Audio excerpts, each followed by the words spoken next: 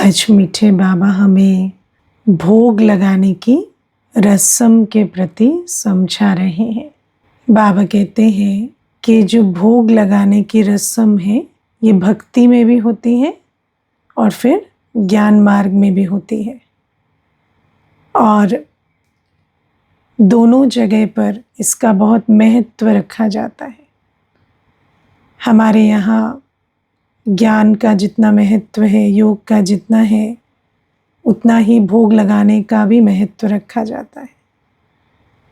इसमें एक बात आपको बताती हूँ कि जब यूनिवर्सिटी ग्रांट्स कमीशन ने के तरफ में हमने एप्लीकेशन डाली यूजीसी में कि बाबा के इस यज्ञ को यूनिवर्सिटी स्टेटस मिले, क्योंकि बाबा कहते हैं ये ईश्वरीय विश्वविद्यालय है, तो विश्वविद्यालय यूनिवर्सिटी स्टेटस पाए। लेकिन जब वो आए तो उनको हमारी हर बात अच्छी लगी। उनको ये भी लगा कि हाँ, जो ये ज्ञान सुना रहे हैं, समझा रहे हैं, वो हर एक को समझना चाहिए और इनको यूनिवर्सिटी स्टेटस दिया जाना चाहिए। लेकिन बस उन्होंने एक ही बात रखी सामने कि आपके यहाँ भोग नहीं लग सकता, क्योंकि यूनिवर्सिटी में तो भोग नहीं लगता तो अगर भोग लगता है तो फिर ये थोड़ा धर्म की तरफ चला जाता है। तो फिर उस समय दादी प्रकाश Mani ji chief administrative head थे, तो दादी ने कहा कि नहीं, ये तो नहीं होगा भोग तो लगेगा, क्योंकि बाबा को भोग तो अवश्य लगाना है। तो उस यूनिवर्सिटी स्टेटस भले ना हो पर भोग तो लगेगा। तो ये जो बात है, तो भोग का इतना महत्व है। अब बाबा हमें समझाते हैं कि भोग तो भगवान को लगना चाहिए, और बाबा कहते हैं कि भक्ति में तो पत्थर की मूर्ति को भोग लगाते हैं, है ना। तो बाबा कहते हैं कि अगर आप पत्थर की मूर्ति को दूध भी चढ़ा देंगे, मानो शिवलिंग को ही दूध चढ़ा दिया, जल चढ़ा दिया, है ना, या कोई फल फूल या भोजन भी कुछ चढ़ा दिया भोग बना कर भी, तो क्या वो स्वीकार कर लेंगे क्या? हाँ, क्या वो शिवलिंग उसको स्वीकार कर लेंगे, खा लेंगे? नहीं हो सकता, है ना। इसीलिए तो मनुष्य फिर भावना में इतना बह जाता है कि वो कहता है अच्छा जी, गणेश जी ने हमारे हाथों से दूध पिया, या कोई ऐसी बात होती है। क्योंकि भक्त की भावना क्या है कि हम जो भोग लगा रहे हैं वो भगवान खाएं, है ना। गीत भी बनाते हैं, कौन कहता है भगवान खाते नहीं, है ना। लेकिन वास्तव में तो ये या जिनको हम मूर्तियों के रूप में पूजते हैं, तो मूर्ति भी खा नहीं सकती, है ना। और फिर बाबा कहते हैं कि हम बच्चों को तो बाबा का सत्य परिचय है, तो हम जानते हैं कि बाबा को तो मुख ही नहीं है, बाबा को तो अपनी देह भी नहीं है ना। बाबा कहते हैं कि ब्रह्मा बाबा के तन में भी शिव बाबा प्रवेश करते हैं, तो ब्रह्मा बाबा उस भोग का टेस्ट या स्वाद ले सकते हैं, लेकिन शिव बाबा नहीं ले सकते, क्योंकि शिव बाबा जिस तन को लोन में लेते हैं उसके इंद्रियों से बाबा भोगते नहीं, है ना। इसीलिए बाबा अभोक्ता है। तो बाबा कहते हैं मैं भल तन में भी बैठा हूँ, तुम भोग खिला भी रहे हो, तो ब्रह्मा बाबा जो है वो कहेंगे हाँ ये बहुत बढ़िया बना है, लेकिन मैं तो नहीं कहूँगा, क्योंकि मैं तो अभोक्ता हूँ, मैं तो उसका स्वाद नहीं चख सकता। नहीं तो स्वाद चखे तो फिर तो इंद्रियों से भोग लिया ना। तो बाबा कहते हैं कि मैं तो इस प्रकार से भोग खाता नहीं, तो मुझे भोग स्वीकार कराने की विधि क्या होगी, है ना। तो बाबा कहते हैं कि मैं वासना लेता हूँ, वाइब्रेशन लेता हूँ, है ना। तो जब तुम भोग बनाते हो, जिस स्नेह से प्रेम से बनाते हो, जिस स्नेह से प्रेम से तुम उस भोग को वतन में लेकर आते हो मेरे समक्ष, वो जो तुम्हारे दिल के उद्गार है, वो जो भोग की वासना है, वो मैं स्वीकार करता हूँ, है ना। तो बाबा कहते हैं कि इसीलिए जब भोग लगाते हैं हम यहाँ पर, तो कैसे लगाते हैं? दुनिया में तो जैसे भोग लगाएंगे तो वो जो मूर्ति है उसके मुख में चखाएंगे, या है ना उनके मुख में लगाकर और वो भोग खिलाएंगे। लेकिन बाबा कहते हैं हम भोग कैसे लगाते हैं? तो हम जो भोजन, देखो सबसे पहली चीज़ है कि भोग, भोग से भी पहले आता है बाबा का भंडारा, है ना, क्योंकि भोग कहाँ बनता है? बाबा के भंडारे में। भंडारा माना किचन, है ना। तो बाबा के भंडारे में भोग लगता है, भोग बनता है। अब बाबा का भंडारा कौन सा होता है? जिस भंडारे में बहुत शुद्धता जैसे मेंटेन की जाती है, जिस भंडारे में कोई लहसुन प्याज कोई भी ऐसी चीज़ प्रवेश नहीं करती, उसको कहते हैं बाबा का भंडारा, है ना। तो बाबा कहते हैं पहले तो बाबा का भंडारा है। अब आप देखो कि उससे भी पहले क्या आता है? बाबा का घर है ना, क्योंकि किसी पतित के घर में तो बाबा का भंडारा नहीं हो सकता। तो पहले तो घर को बाबा का बनाना है। फिर बाबा का घर कैसे बनता है? तो बाबा का घर बनता है जब बाबा का कमरा, बाबा का भंडारा और बाबा की भंडारी होती। समझे? तो पहले तो हमें समझना है कि बाबा का घर है। जैसे आप देखो सेंटर पर आते हैं तो पहला संकल्प क्या होता है? ये बाबा का घर है ना। तो जब सेंटर के लिए संकल्प होता है कि बाबा का घर है, तो कई बार जब बच्चे कहते हैं हमें बाबा के घर आना है, तो हम कहते हैं वो तो अच्छी बात है, क्योंकि इस घर से आपकी पालना होती है, तो आपको बाबा के घर अवश्य आना चाहिए। लेकिन क्या जहाँ आप रहते हैं वो बाबा का घर नहीं है क्या? है ना। तो क्या अपने आप को चेक करो कि क्या ये बाबा का घर है? और बाबा का घर कब बनेगा? जब आप बाबा के बनेंगे है ना। हम क्या सिर्फ मुरली सुनने वाले, क्लास करने वाले हैं, या हम बाबा के हैं? अगर हम बाबा के हैं तो जहाँ हम रहते हैं वो बाबा का घर है। और बाबा के घर में 3 मुख्य चीज़ें होती हैं। एक होता है बाबा का कमरा। बाबा का कमरा माना जहाँ पर हम बैठकर अमृत वेला योग करते हैं, जहाँ बाबा की एक तस्वीर होती है, जहाँ एकांत का वायुमंडल होता है, थोड़ा लाल प्रकाश का की व्यवस्था होती है। तो ये जो बाबा का चित्र, बाबा की लाल लाइट, कमरा छोटा हो बड़ा हो उससे कोई अंतर नहीं पड़ता।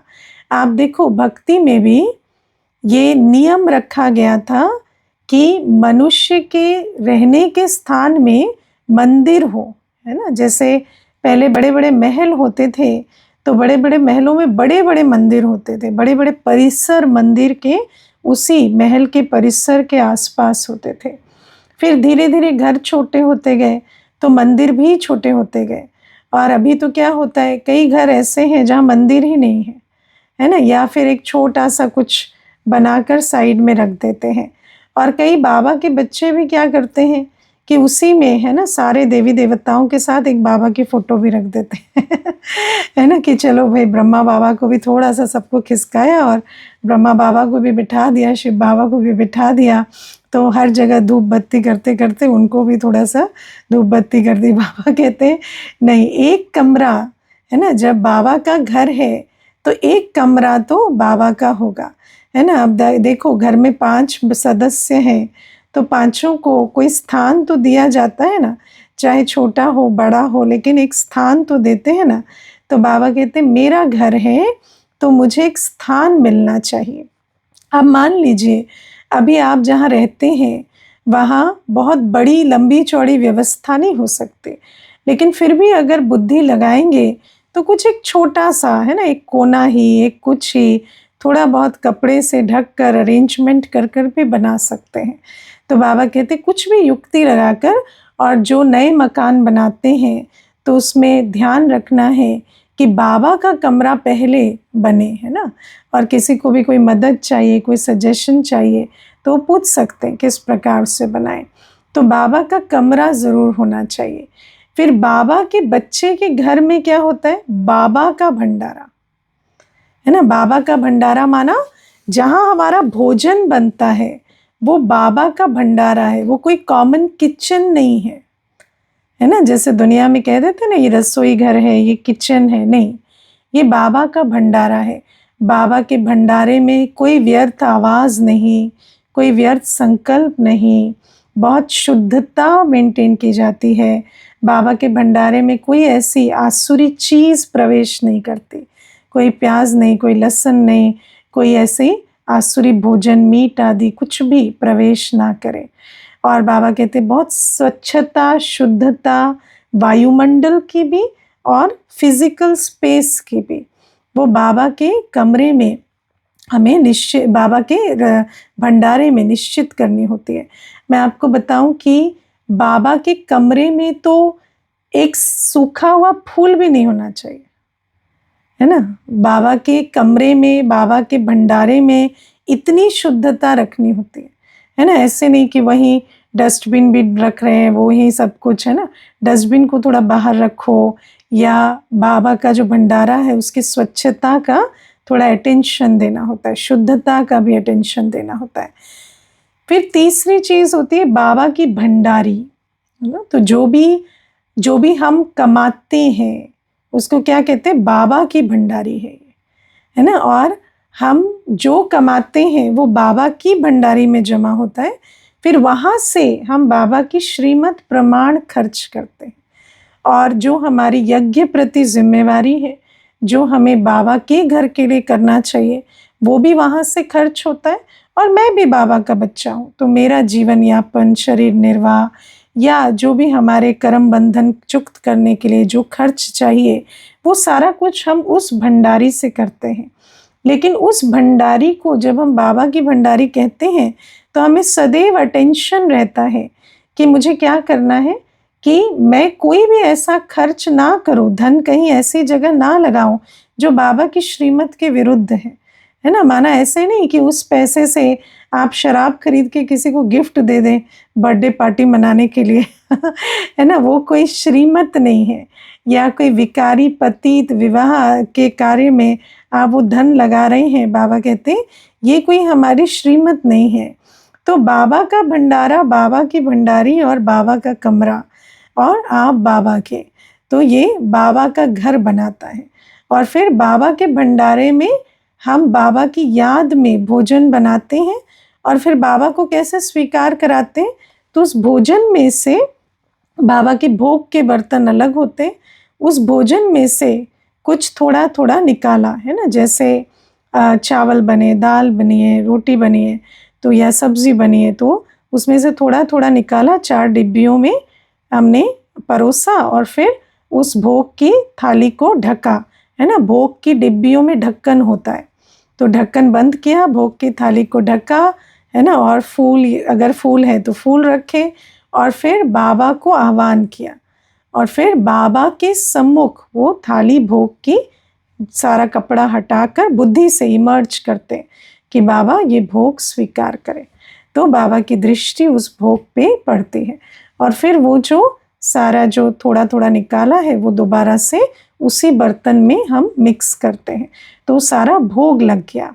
तो ये विधि होती है। बाबा कहते हैं क्योंकि मेरा कोई मुख नहीं है जो तुम मुझे ऐसे चटा दो, चखा दो, है ना। तुम तो सूक्ष्म रीति से मुझे भोग लगाते हो। अब आप देखो, कई बार जो बच्चे होते हैं वो गृहस्थ व्यवहार में रहते हैं, अकेले रहते हैं, अकेले चलते हैं, है ना। तो वो भोग ने उस रीति से इतना बाबा का कमरा नहीं बना पाते। मानो माता चलती है, भाई नहीं सुनते हैं तो कमरा नहीं बना पा रहे, या भोजन में भी ऐसा नहीं कर पा रहे कि भंडारा जो है वो बिल्कुल शुद्ध है ना। तो बाबा हमें कहते हैं कि लेकिन हम तो अपनी जो सेफ्टी है ना, या अपने मैं जो भोजन खा रही हूँ उसमें वाइब्रेशन हो, उसके लिए क्या करते हैं, जो चीज़ शुद्ध बनी होती है ना। जो भी, मानो आपने सबके लिए कुछ और भी भोजन बनाना पड़ता है मान लीजिए, लेकिन आप जो स्वयं स्वीकार करते हैं, क्योंकि ब्राह्मण तो अपना भोजन तो शुद्ध रखते ही हैं, तो आप जो स्वयं स्वीकार करते हैं उसको आप बाबा को अलग से भोग लगाकर फिर स्वीकार करें। तो ये विधि होती है। फिर आप देखो, जो सबसे मूल विधि है वो है सेंटर पर और मधुबन में भोग लगवाना, है ना। क्योंकि सेंटर पर हर सतगुरुवार को सुबह भोग लगता है और मधुबन में भी सेंटर पर रविवार को भी भोग लगता है और मधुबन में भी समय प्रति समय भोग लगता है। तो वो जो भोग लगाने के लिए जो भी हम कणा दाना, जो भी हम धनराशि सेंटर पर भेजते हैं कि आप ये मधुबन के प्रति भेज दीजिएगा या सेंटर पर भोग लगा दीजिएगा, तो वो जो धनराशि हम भेजते हैं उससे भी बाबा को भोग लगता है और वो वासना भी बाबा तक पहुंचती है कि इन बच्चों ने बाबा के भोग प्रति आज, है ना, स्वाहा किया है और भोग लगवाया है। तो बाबा कहते हैं, और देखो जब पवित्र भंडारा नहीं होता तो ज़्यादा से ज़्यादा सेंटर पर मधुबन में भोग लगवाने की व्यवस्था करनी चाहिए, क्योंकि वो जो बाबा तक वो जो शुद्ध भोजन की शुद्ध वृत्ति से, है ना, भोजन बनाकर स्वीकार कराना, भोग स्वीकार कराना, वो विधि एक्यूरेट रीति से जहाँ पर पालन की जाती है वहाँ हमें अपना कणा दाना लगाना चाहिए। तो ये पहली चीज़ है कि हमें बाबा को भोग ज़रूर स्वीकार कराना है और ज्ञान मार्ग में भोग स्वीकार कराने की विधि वो स्थूल विधि नहीं होती, है ना, कि शिवलिंग पर आप जल ही चढ़ा रहे हैं या, है ना, ऐसे नहीं कि आप बाबा की तस्वीर पर लेकर दूध की लोटी चढ़ा दिए हैं, तो ये विधि नहीं होती। विधि ये होती है ना, सूक्ष्म रीति से आप वतन में बाबा को भोग लगाते हैं या बाबा को आह्वान करते हैं, यहाँ भोग लगाते हैं। आपको मैं एक बात बताऊं, देखो कई बार जैसे मान लीजिए कि सबको जैसे सेंटर पर भोग लगा तो मानो 6 चीज़ें बनी और सबको 6 चीज़ें दी भी गई या एक चीज़ दी गई, लेकिन हमारे को इतना अंदर से उद्गार होता है कि बाबा की थाली के लिए 10 चीज़ें बनाते हैं या बाबा को भोग लगाने के लिए 36 प्रकार की, या, है ना, मधुबन में तो 56 प्रकार की भी चीज़ें बनाकर बाबा की थाली में रखते हैं, क्योंकि बाबा कहते हैं कि बाबा तो अभोक्ता है, बाबा खाता नहीं है, लेकिन बाबा जिस स्नेह से हम उसे बनाते हैं वो स्नेह, वो उद्गार, वो वासना बाबा तक पहुंचती है। अब कई बार जो ज्ञान को इस रीति से समझते हैं ना कि जब बाबा खाता ही नहीं है तो भोग क्यों लगाना है तो बाबा आज समझाते हैं कि ये भी एक रिगार्ड है ना, ये एक रिगार्ड की विधि है, ये रिगार्ड देने की विधि है। अब मान लीजिए आपको पता है कि जो व्यक्ति आपके घर आ रहा है भोजन के समय, वो आपके यहाँ भोजन स्वीकार नहीं करेगा, तो क्या आप उसके सामने कुछ रखेंगे? नहीं। क्या करेंगे? कुछ नहीं रखेंगे, उसे पूछेंगे नहीं कि आप, मुझे तो पता है आप खाएंगे नहीं, है ना, ऐसा तो नहीं होता ना। कोई खाए या ना खाए, उसके खाने के लिए आप सर्व नहीं करते, आप अपनी भावना से उस आत्मा को सर्व करते।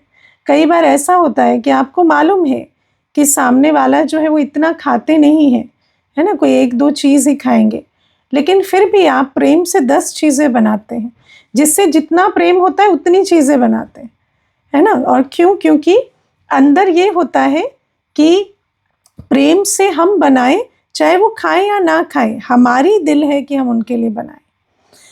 तो बाबा भी कहते हैं कि मेरे अभोक्ता होने से तुम्हारे भोग लगाने का कोई कनेक्शन नहीं है ना। ये तो तुम अपने दिल के लिए, जिससे प्रेम होता है उसके लिए कुछ तो करेंगे ना, है ना। खाली अंदर अंदर सोचने से तो प्यार नहीं होता, प्रेम में तो फिर प्रेम स्वरूप होकर कुछ किया भी जाता है।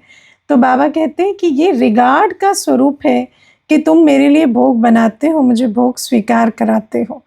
और इसमें एक चीज़ मुझे आजकल बहुत दिल में आती है कि आजकल एक ट्रेंड हो गया है, या पहले से भी है, भारत में तो बहुत है, कि हमने बनाया है तो आप ज़बरदस्ती खाओ है ना। कई बार ऐसे हॉस्पिटैलिटी के नाम पर या प्यार के नाम पर, है ना, कोई कहेगा कि नहीं हमारा हो गया, नहीं नहीं, एक रोटी और, एक ढोकला और, एक ये और, एक वो और, कर करके उनको ऐसा कर देंगे कि उनको खाने से एक डर ही बैठ जाता है।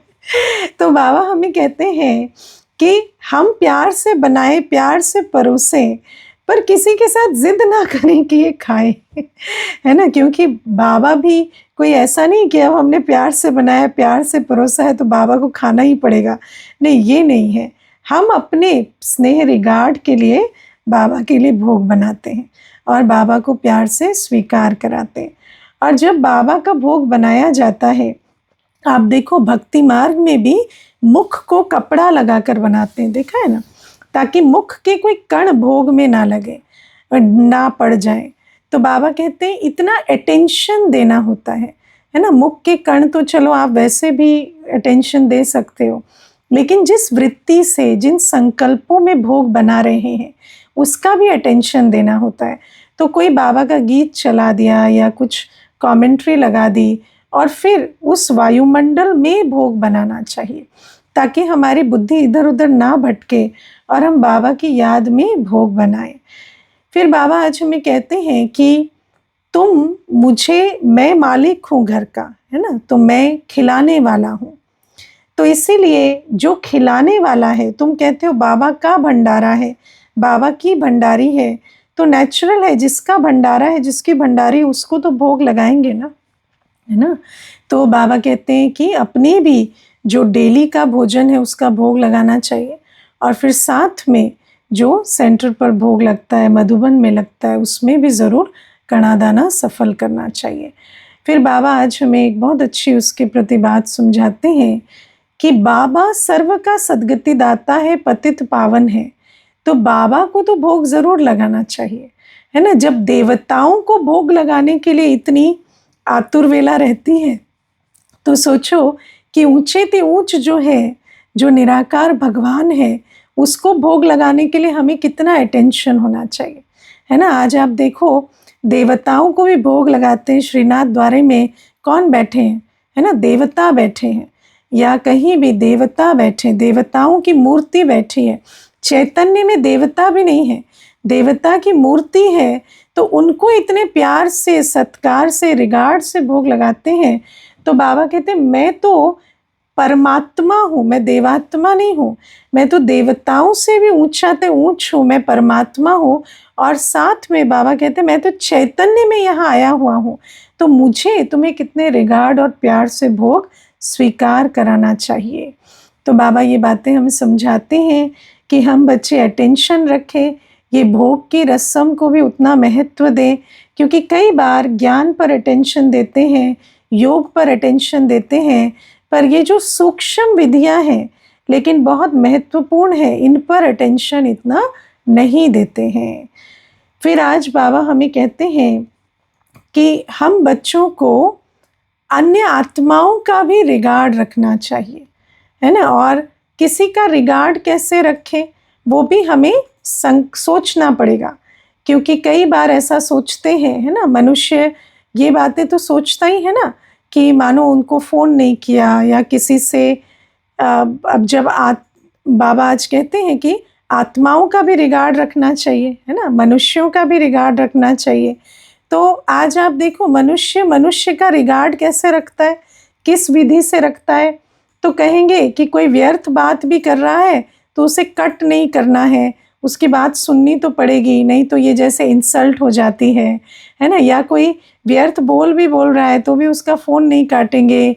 कोई अगर बार बार डिस्टर्ब भी कर रहा है तो उसका फ़ोन उठाते हैं, क्योंकि समझते हैं ये रिगार्ड है ना, या संबंध बिगड़ जाएगा अगर हम ये रिगार्ड ना रखें। या जब भी कोई हमें बुलाता है या कोई निमंत्रण आता है तो हम समझते हैं उनके यहाँ पहुँचना रिगार्ड होता है। लेकिन बाबा कहते हैं सबसे बड़ा रिगार्ड क्या है, सबसे बड़ा रिगार्ड की विधि है प्यार से ओम शांति बोलना, है ना। देखो दुनिया में आप देखो किसी को कहते हैं नमस्ते, है ना, तो नमस्ते का अर्थ क्या होता है कि मैं आपको नमन करता हूँ, ठीक है। पर एक आत्मा दूसरी आत्मा को नमन करे इसकी आवश्यकता नहीं है क्योंकि हम आत्मा तो भाई भाई हैं, है ना। तो बाबा कहते हैं कि ब्राह्मण बच्चे जो भी कुछ करते हैं वो अर्थ सहित करते हैं। तो नमस्ते करना अर्थ सहित नहीं है, क्योंकि नमन तो एक शिव बाबा को करना है और तो किसी को करना नहीं है। लेकिन फिर बाबा कई बार मुरली में ये भी समझाते हैं कि ऐसे नहीं कि कोई नमस्ते कह रहा है तो आप उसे ओम शांति कहो उस समय उनकी दिल रखने के लिए नमस्ते कर भी दिया, है ना। फिर उनको कभी अवसर मिला तो ओम शांति कहना भी सिखाया और उसका अर्थ भी समझाया, है ना। और मैंने यही देखा है कि एक बार कोई अर्थ सहित समझ जाता है ओम शांति क्या है, तो वो ओम शांति कहने में रुचि भी रखते हैं। तो बाबा कहते हैं कि हमें जो भी कुछ कहना होता है वो अर्थ सहित कहना होता है। तो ओम शांति अर्थात मैं आत्मा शांत स्वरूप हूँ। तो मैं पहले ओम शांति कहने से पहले मैं अपने शांत स्वरूप में स्थित हो जाऊं, फिर मैं इस स्मृति में बैठूं कि सामने वाली आत्मा भी शांत स्वरूप है। तो किसी को आत्मिक दृष्टि से देखना, उसके शांत स्वरूप की स्मृति में रहना, ये भी जैसे एक बहुत अच्छी विधि है रिगार्ड देने की, है ना। नहीं तो किसी को नमस्ते कहते हैं और अंदर अंदर उनके लिए अच्छे संकल्प नहीं रखते, तो बाबा कहते हैं कि वो विधि नहीं होनी चाहिए। ओम शांति कहते हैं तो ओम शांति के स्वरूप में स्थित होकर सामने वाली आत्मा को भी शांत स्वरूप देखकर ओम शांति कहना है, और मीठी रीति से, है ना। कई बार तो दरवाजा पीटते हुए भी ओम शांति कह देते हैं, है ना। कई बार क्रोध में भी ओम शांति कह देते हैं, कई बार ऐसे अनमने होकर कह देते हैं, माना ओम शांति का अर्थ स्वरूप में स्थित होकर भी नहीं कहते, ऐसे ही कोई भी संकल्प चल रहे हैं। दृष्टि भी क्या है कि कोई आत्मिक दृष्टि नहीं है, याद भी नहीं है कि ये आत्मा है, लेकिन ओम शांति कह रहे हैं। तो ये ब्राह्मण भी ओम शांति हमेशा अर्थ सहित नहीं कहते, लेकिन बाबा कहते हैं हमें प्यार से अर्थ सहित एक दो को ओम शांति कहना चाहिए। और ब्राह्मण परिवार में इसी आधार से संबंध बनाए जाते हैं, है ना। दुनिया में देखो एक दूसरे से संबंध कैसे रखते हैं, व्यर्थ विस्तार में जाकर, है ना। संबंध बनाने की विधि क्या है, आप थोड़ी एक्स्ट्रा इन्फॉर्मेशन उनको दो, वो थोड़ी एक्स्ट्रा इन्फॉर्मेशन आपको दे, ओवर शेयरिंग कर करके संबंध बनाते, है ना। या आजकल कहते हैं ट्रॉमा बॉन्डिंग, आप अपने ट्रॉमा सुनाओ, दुख सुनाओ, वो अपने सुनाए, फिर आपको ऐसा लगे वो भी हमारे जैसे हैं, तो उस आधार से हम संबंध बनाते हैं। लेकिन बाबा कहते हैं ब्राह्मण बच्चों को आपस में ना कोई व्यर्थ में जाना है, ना विस्तार में जाना है। हमें तो आपस में मीठे संबंध के लिए क्या करना है कि बस दृष्टि दी मीठी बाबा की याद में और प्यार से ओम शांति कहा, उसी से हमारा संबंध मीठा हो जाता है। अब आप सोचो, हम यज्ञ में बहने रहते हैं तो कोई किसी के साथ कोई डिटेल की बातें नहीं करते हैं, क्योंकि सब बाबा की याद में ही, मानो कोई बात भी है तो अपने निमित्त से पूछते हैं या हर एक से तो डिस्कस नहीं करते हैं। लेकिन आपस में संबंध कैसे बनता है, तो कभी भी कोई रास्ते चलते दिख जाए, कोई सभा में मिल जाए, तो बस बड़े प्यार से देखा, मुस्कुराया, ओम शांति कहा, तो ऐसा है कि हाँ इनके साथ तो बहुत मीठा संबंध है, और कोई ऐसे एक्स्ट्रा बोल की आवश्यकता नहीं होती। तो बाबा कहते हैं क्लास के भी जो भाई बहनें मिलते हैं, या आप मधुबन जाते हो, तो किसी का नाम भी जानने की आवश्यकता नहीं होती, है ना। आप बस मुस्कुराकर ओम शांति कहते हैं शांत स्वरूप अवस्था में आत्मिक दृष्टि से, तो उससे संबंध बन जाता है। कई बार ब्राह्मण भी आपस में क्या सोचते हैं कि हम कनेक्ट करेंगे, है ना। तो कनेक्ट करने के लिए आपस में फ़ोन नंबर एक्सचेंज कर रहे हैं, ग्रुप बना रहे हैं, उसमें बैठ रहे हैं, लेकिन ये ब्राह्मणों के संबंध की विधि नहीं है ना। ब्राह्मण आपस में एक दूसरे के साथ, मैं आपको एक बात बताती हूँ, एक जब हम ट्रेनिंग में गए, जो टीचर्स की ट्रेनिंग होती है, तो उसमें 250 कुमारियाँ आई थी, ठीक है ना। तो उस सभा में तो 1 मास तक, है ना, उन 250 कुमारियों के साथ रहना, उठना, बैठना। लेकिन मैं आपको बताऊं, एक ने भी, किसी ने भी दूसरे के साथ फ़ोन नंबर एक्सचेंज नहीं किया, है ना। और इतना सुंदर 1 मास तक साथ में इकट्ठे भोजन किया, क्लास की, साथ में बाबा की शिक्षाएं ली, समझा कि सेवा की विधि कैसी होती है। लेकिन जब वापस आए तो कभी ऐसे नहीं कि हम उनको फ़ोन करें, ये करें। लेकिन आज भी कोई मधुबन में दिख जाता है तो दिल से खुशी होती है ना, कि ये हमारे, है ना, बाबा के घर के बच्चे हैं। और जब उस रीति से उनको प्यार से ओम शांति कहते हैं, तो वो जो सालों पहले वाला संबंध है वो जैसे रिवाइव हो जाता है, उसमें कोई एक्स्ट्रा कुछ करना नहीं पड़ता। तो बाबा कहते हैं बाबा के बच्चों का आपस में संबंध इसी रीति से बनता है, है ना। और बाबा आज हमें कहते हैं कि हम बच्चों को रिस्पॉन्ड भी करना आना चाहिए, है ना। और ख़ास कर आज बाबा अंडरलाइन कराते हैं कि जब बाबा मुरली में ओम शांति कहते हैं, अब आप देखो कई बार जब हम मुरली सुनते हैं तो हम इस रीति से नहीं सुनते कि बाबा मुझसे बात कर रहा है ना। तो बाबा ओम शांति कर रहे हैं तो भले मुख से भी नहीं कह रहे, पर अंदर तो दिल में ओम शांति बाबा चलना चाहिए ना। लेकिन कई बच्चों का रिस्पॉन्स नहीं आता है ना। या कई बार आप देखना मुरली में बाबा कोई प्रश्न पूछते हैं, है ना, कहते हैं कि ड्रामा बड़ा या बाबा, है ना। तो कई बच्चे उसका कोई अंदर उत्तर ही नहीं तय करते। तो जब बाबा की मुरली हम सुनते हैं तो हमारे अंदर रिस्पॉन्स भी चलना चाहिए। बाबा की मुरली देखो, दुनिया में कहते हैं ना प्रेयर और मेडिटेशन, प्रेयर और मेडिटेशन में क्या फ़र्क होता है, या बाबा के साथ ज्ञान सुनने में या योग करने में क्या अंतर होता है। प्रेयर में वन वे कम्युनिकेशन है, सिर्फ आप कहते जा रहे हैं, है ना, उधर से कोई भाषना नहीं है। यहाँ बाबा कह रहा है तो बच्चे कई बार वन वे कर देते कि बस बाबा से सुन रहे हैं। नहीं, बाबा के साथ हमें योग में भी रिसीव भी करना है, दिल से उद्गार भी देने। और मुरली भी सुनते समय बाबा मुझसे बात कर रहा है तो बाबा ने ओम शांति किया तो मैं भी ओम शांति करूं। बाबा ने याद प्यार दिया तो मैं भी बाबा को याद प्यार दूं। ये रेस्पॉन्स देना आना चाहिए, है ना। अगर जो रेस्पॉन्ड नहीं करते उनको क्या कहते हैं पता है, इररेस्पॉन्सिबल। रेस्पॉन्सिबिलिटी माना एबिलिटी टू रिस्पॉन्ड। अगर आप रेस्पॉन्ड ही करना नहीं जानते तो और जिम्मेवारी क्या उठाएंगे, है ना। कई बार क्लास में भी हम देखते हैं, है ना, ओम शांति किया जाता है, कई ऐसे चुप बैठे रहते हैं, है ना। मानो ठीक है, कई बार ऐसा होता है आप कोई ऑफिस में बैठे हैं या कहीं ऐसे कारोबार में बैठे, आप वहाँ ऑन करके मुख से ओम शांति नहीं कह सकते, पर चेक करना कि अंदर से मैंने कम से कम रिस्पॉन्स दिया, है ना। और जहाँ पर मेरे लिए सुविधा है वहाँ मुझे ज़रूर रिगार्ड रखना चाहिए और माइक ऑन करके ओम शांति भी कहना चाहिए। या कोई प्रश्न पूछा जाता है तो उसको भी रिस्पॉन्ड करना चाहिए।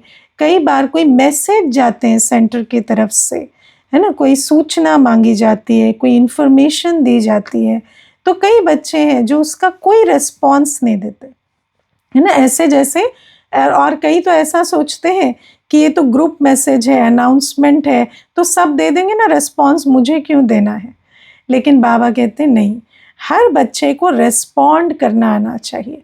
ऐसे ही कोई आपको प्यार से ओम शांति कहता है, सिर्फ मुरली की बात नहीं है, तो आपको भी उतने प्यार से रिस्पॉन्ड करना आना चाहिए। तो ये भी सब रिगार्ड देने की विधियां हैं। आप समझ रहे हो रिगार्ड और डिसरिगार्ड कितना सूक्ष्म होता है। और बाबा का डिसरिगार्ड माना कितनी बड़ी चीज़ होती है, बाबा के सेंटर का यज्ञ का डिसरिगार्ड कितनी बड़ी चीज़ होती है। लेकिन आजकल मनुष्य को रिगार्ड देना भी नहीं आता, है ना। इसीलिए हर बात को, मानो कोई सूचना दी जाती है, कोई बात आपको जो अनाउंसमेंट पर्सनली जाते हैं या जो ग्रुप में जाते हैं, वो ऐसे ही नहीं दिए जाते, है ना, वो आपके लिए दिए जाते हैं। आपको नहीं पता होगा सेंटर पर ग्रुप में एक कम से कम भी 50 ग्रुप हैं और जिस ग्रुप के लिए जो इन्फॉर्मेशन होती है वो दी जाती है। आप किस ग्रुप में है वो बहुत सोच समझ कर डाला जाता है।